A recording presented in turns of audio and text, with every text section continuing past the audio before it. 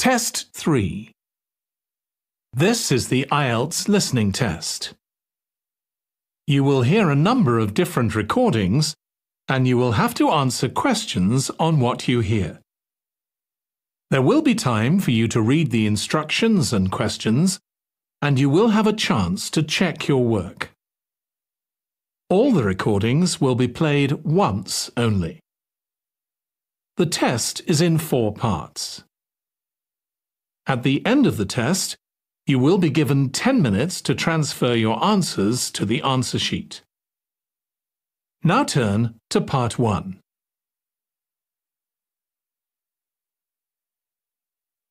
Part 1. You will hear a woman who works at an employment agency talking to a man about jobs he could apply for. First, you have some time to look at questions 1 to 5.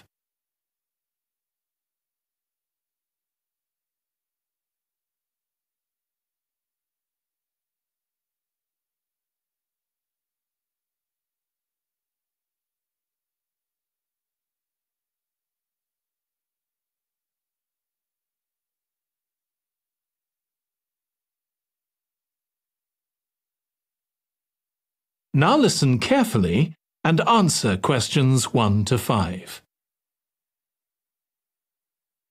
Good morning. Thanks for coming in to see us here at the agency, Joe. I'm one of the agency representatives and my name's Sally Baker. Hi, Sally. I think we spoke on the phone, didn't we? That's right, we did. So thank you for sending in your CV. We've had quite a careful look at it, and I think we have 2 jobs that might be suitable for you. OK. The first one is in a company based in North London. They're looking for an administrative assistant. OK. What sort of company is it? They're called Home Solutions, and they design and make furniture. Oh, I don't know much about that, but it sounds interesting. Yes, well, as I said, they want someone in their office, and looking at your past experience, it does look as if you fit quite a few of the requirements. So on your CV it appears you've done some data entry? Yes.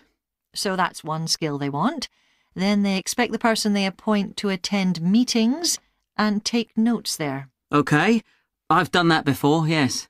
And you need to be able to cope with general admin. Filing and keeping records and so on. That should be OK. And in my last job, I also had to manage the diary. Excellent.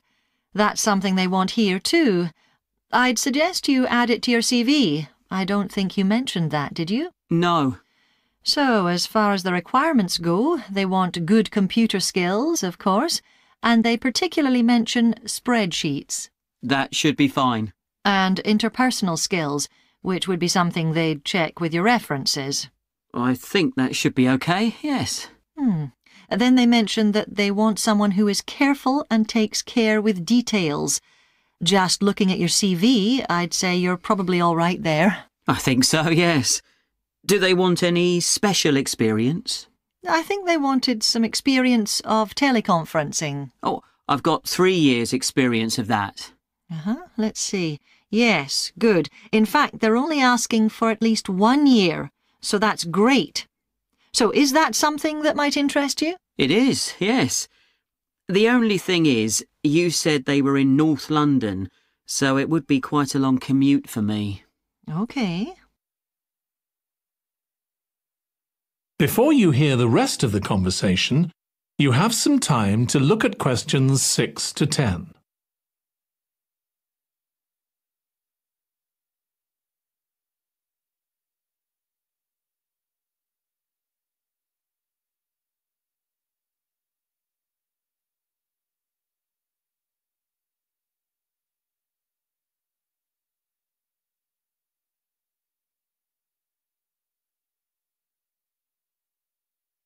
Now listen and answer questions 6 to 10. So the second position might suit you better as far as the location goes. That's for a warehouse assistant, and that's in South London. Yes, that would be a lot closer. And you've worked in a warehouse before, haven't you? Yes. So as far as the responsibilities for this position go, they want someone who could manage the stock, obviously, and also deliveries. That should be okay. You've got to keep track of stuff, but I've always been quite good with numbers. Good. That's their first requirement. And they want someone who's computer literate, which we know you are. Sure. Then they mention organisational skills. They want someone who's well organised. Yes, I think I am. And tidy? Yes, they go together really, don't they? Sure. Then the usual stuff. They want someone who can communicate well, both orally and in writing. OK. And for the last warehouse job I had, one of the things I enjoyed most was being part of a team. I found that was really essential for the job. Excellent. Yes, they do mention that they want someone who's used to that, yes. Now, when you were working in a warehouse last time, what sorts of items were you dealing with? It was mostly bathroom and kitchen equipment, sinks and stoves and fridges. So you're okay moving heavy things? Sure. I'm quite strong and I've had the training. Good. Now, as far as experience goes, they mention they want someone with a licence and that you have experience of driving in London, so you can cope with the traffic and so on. Yes, no problem. And you've got experience of warehouse work. And the final thing they mention is customer service. I think, looking at your CV, you're okay there. Right. So, what about pay? Can you tell me a bit more about that, please? That is the end of part 1. You now have 1 minute to check your answers to part 1.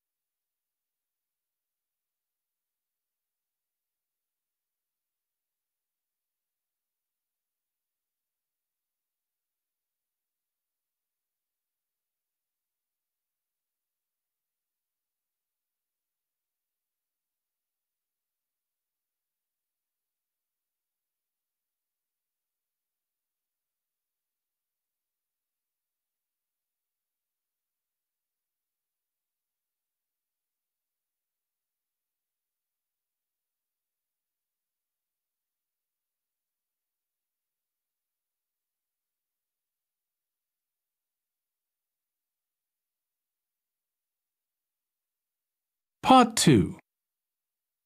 You will hear a woman called Alice Riches talking on the radio about a scheme which involves closing streets to traffic to allow children to play. First, you have some time to look at questions 11 to 16.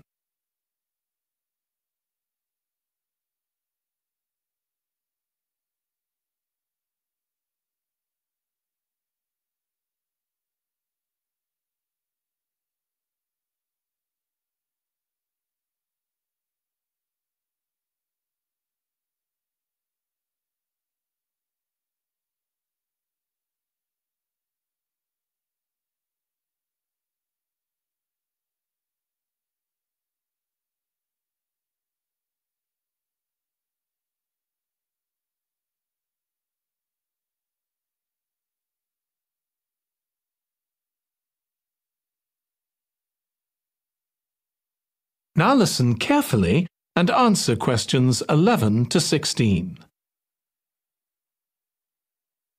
My guest on the show today is Alice Riches, who started the street play scheme where she lives in Beechwood Road. For those of you that don't already know, street play involves local residents closing off their street for a few hours so that children have a chance to play in the street safely. She started it in her own street, Beechwood Road, and the idea caught on. And there are now street play schemes all over the city. So when did you actually start the scheme, Alice? Well, I first had the idea when my oldest child was still a toddler. So that's about 6 years ago now. But it took at least 2 years of campaigning before we were actually able to make it happen. So the scheme's been up and running for 3 years now. We'd love to be able to close our road for longer, for the whole weekend, from Saturday morning until Sunday evening, for example. At the moment, it's just once a week. But when we started, it was only once a month, but we're working on it. So what actually happens when Beechwood Road is closed? We have volunteer wardens, mostly parents, but some elderly residents too, who block off our road at either end.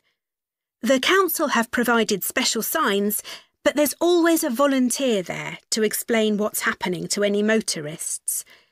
Generally, they're fine about it. We've only had to get the police involved once or twice. Now, I should explain that the road isn't completely closed to cars, but only residents' cars are allowed. If people really need to get in or out of Beechwood Road, it's not a problem as long as they drive at under 20 kilometres per hour. But most people just decide not to use their cars during this time, or they park in another street. The wardens are only there to stop through traffic. So, can anyone apply to get involved in street play? Absolutely. We want to include all kids in the city, especially those who live on busy roads. It's here that demand is greatest. Obviously, there isn't such demand in wealthier areas where the children have access to parks or large gardens, or in the suburbs where there are usually more places for children to play outside. I'd recommend that anyone listening who likes the idea should just give it a go. We've been surprised by the positive reaction of residents all over the city, and that's not just parents. There are always a few who complain, but they're a tiny minority. On the whole, everyone is very supportive and say they're very happy to see children out on the street, even if it does get quite noisy. Before you hear the rest of the conversation, you have some time to look at questions 17 to 20.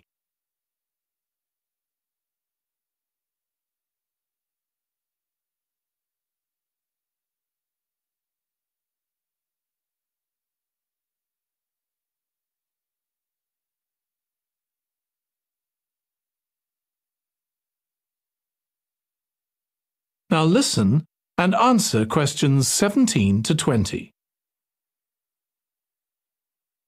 There have been so many benefits of street play for the kids. Parents really like the fact that the kids are getting fresh air instead of sitting staring at a computer screen, even if they're not doing anything particularly energetic. And of course, it's great that kids can play with their friends outside without being supervised by their parents. But for me, the biggest advantage is that kids develop confidence in themselves to be outside without their parents. The other really fantastic thing is that children get to know the adults in the street. It's like having a big extended family. It certainly does have a lot of benefits. I want to move on now and ask you about a related project in King Street. Right. Well, this was an experiment I was involved in, where local residents decided to try and reduce the traffic along King Street, which is the busiest main road in our area, by persuading people not to use their cars for one day. We thought about making people pay more for parking, but we decided that would be really unpopular. So instead, we just stopped people from parking on King Street, but left the other car parks open. It was surprising how much of a difference all this made. As we'd predicted, air quality was significantly better. But what I hadn't expected was how much quieter it would be, even with the buses still running.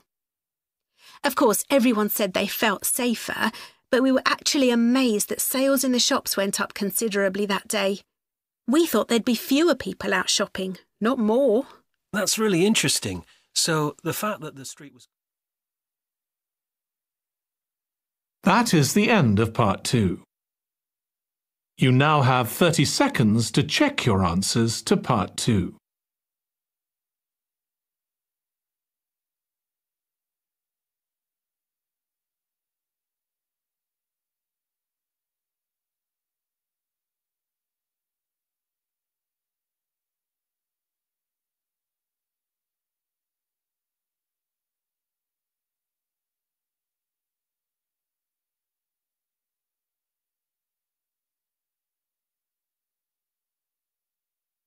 Part 3.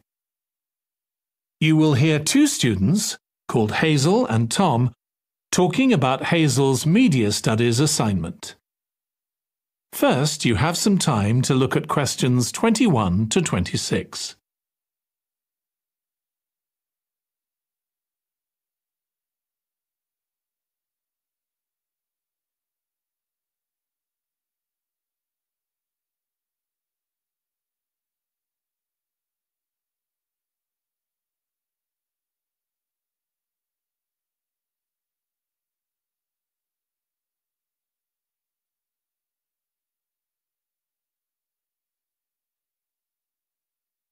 Now listen carefully and answer questions 21 to 26. Tom, could I ask you for some advice, please? Yes, of course. If you think I can help. What's it about? It's my first media studies assignment, and I'm not sure how to go about it. You must have done it last year. Is that the one comparing the coverage of a particular story in a range of newspapers? That's right. Oh, yes. I really enjoyed writing it. So, what sort of things do I need to compare? Well, there are several things. For example, there's the question of which page of the newspaper the item appears on. You mean because there's a big difference between having it on the front page and the bottom of page 10, for instance? Exactly. And that shows how important the editor thinks the story is. Then there's the size. How many column inches the story is given. How many columns it spreads over. And I suppose that includes the headline. It certainly does. It's all part of attracting the reader's attention. What about graphics? Whether there's anything visual in addition to the text? Yes, you need to consider those too, because they can have a big effect on the reader's understanding of the story. Sometimes a bigger effect than the text itself. Then you'll need to look at how the item is put together. What structure is it given? Bear in mind that not many people read beyond the first paragraph. So what has the journalist put at the beginning? And if, say, there are conflicting opinions about something, does one appear near the end where people probably won't read it? And newspapers sometimes give wrong or misleading information, don't they? Either deliberately or by accident. Should I be looking at that too? Yes, if you can. Compare what's in different versions. And as far as possible, try and work out what's true and what isn't. And that relates to a very important point. What's the writer's purpose? Or at least the most important one, if they have several. It may seem to be to inform the public, but often it's that they want to create fear or controversy, or to make somebody look ridiculous. Gosh, I see what you mean. And I suppose the writer may make assumptions about the reader. That's right.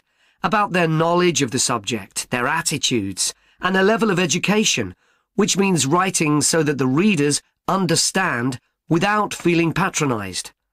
All of that will make a difference to how the story is presented.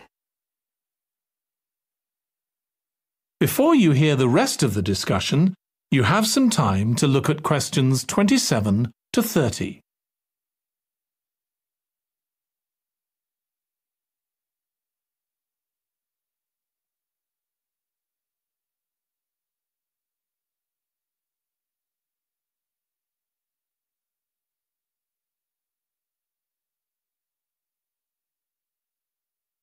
Now listen and answer questions 27 to 30.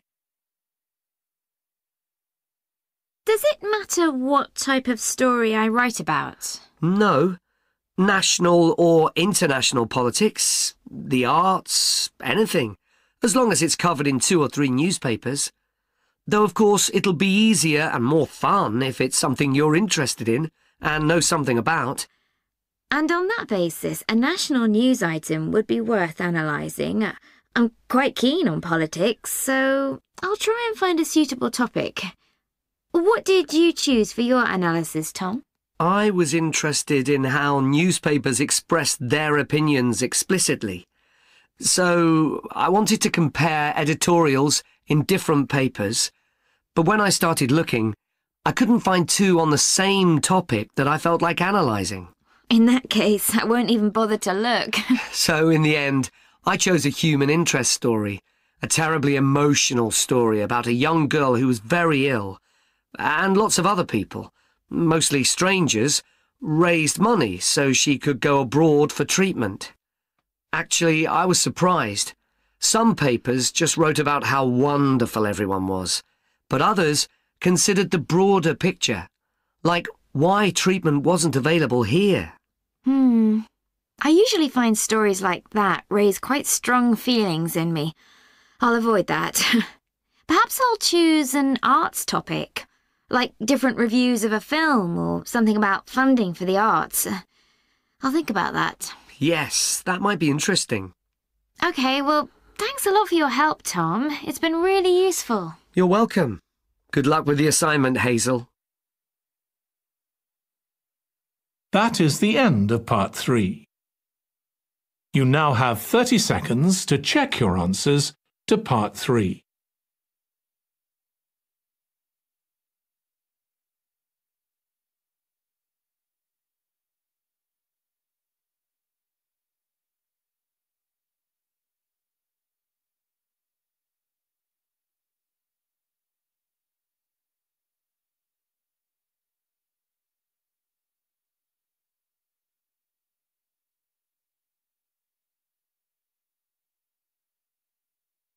Part 4.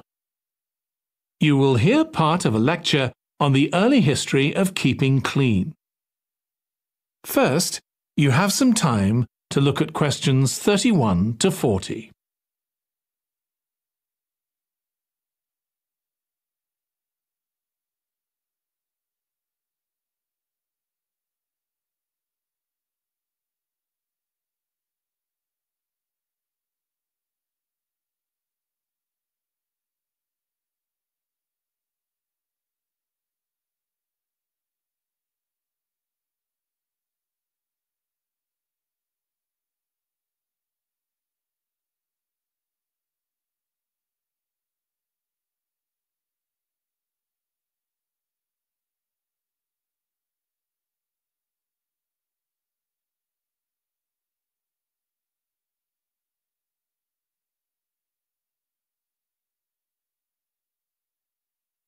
Now listen carefully and answer questions 31 to 40.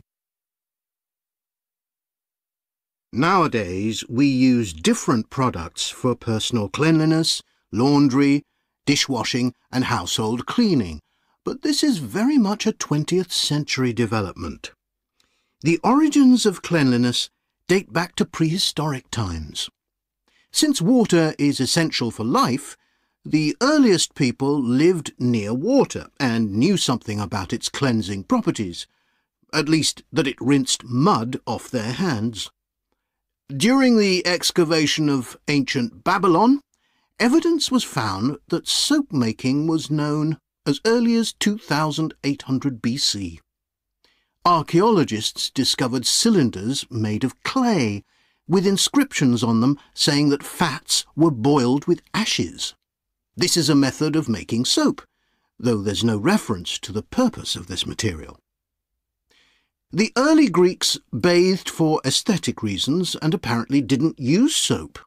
Instead, they cleaned their bodies with blocks of sand, pumice and ashes, then anointed themselves with oil and scraped off the oil and dirt with a metal instrument known as a strigil. They also used oil mixed with ashes. Clothes were washed without soap in streams.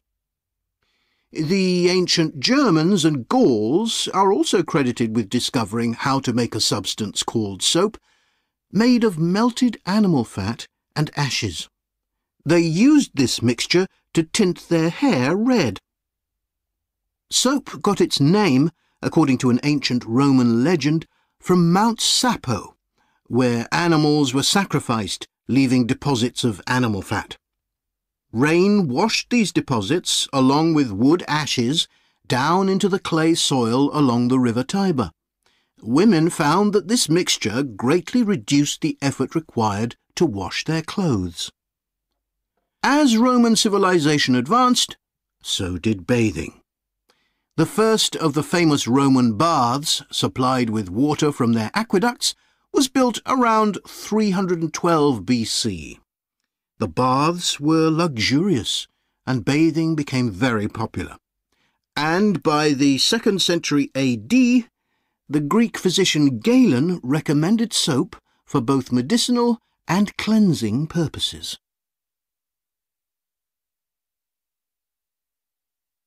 After the fall of Rome in 467 AD and the resulting decline in bathing habits, much of Europe felt the impact of filth on public health. This lack of personal cleanliness and related unsanitary living conditions were major factors in the outbreaks of disease in the Middle Ages, and especially the Black Death of the 14th century. Nevertheless, soap-making became an established craft in Europe, and associations of soap-makers guarded their trade secrets closely.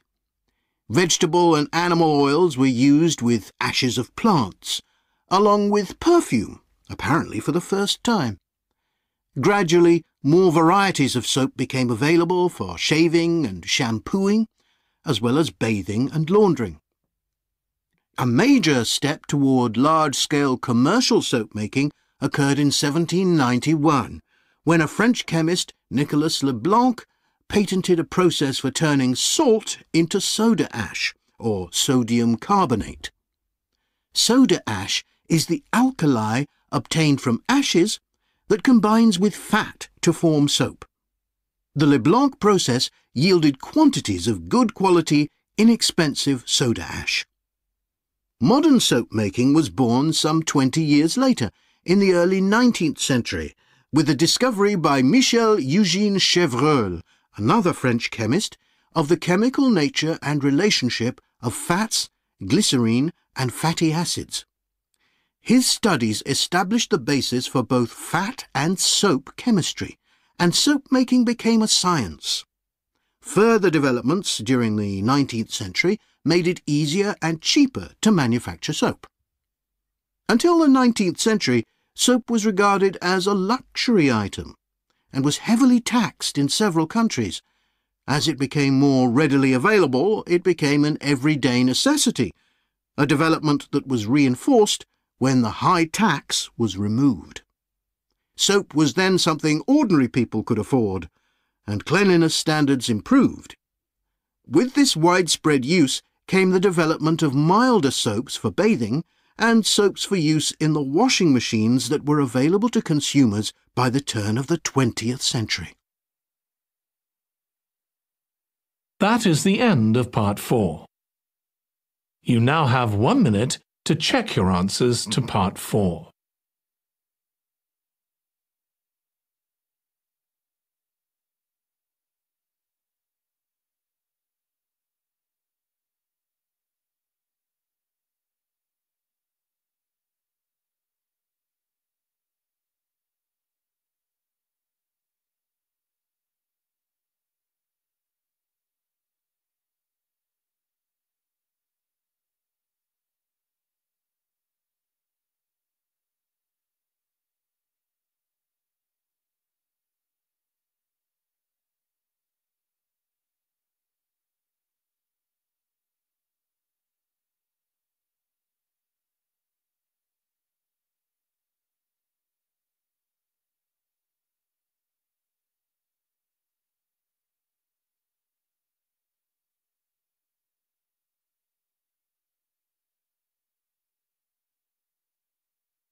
That is the end of the listening test.